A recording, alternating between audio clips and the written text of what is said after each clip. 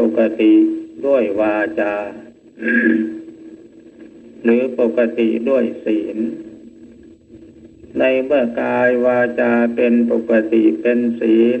จิตก็ย่อมกลายเป็นศีลด้วยกลายเป็นจิตปกติ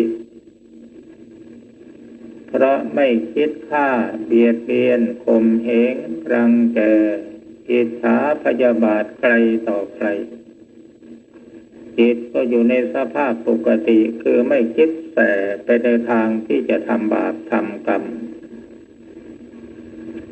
ดังนั้นใจจิตนี่ก็เป็นจิตที่เป็นปกติเป็นจิตที่มีศีล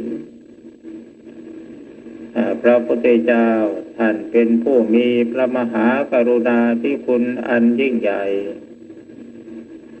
พุทโธเมนาโถพระพุทธเจ้าเป็นที่พึ่งของข้าพเจ้า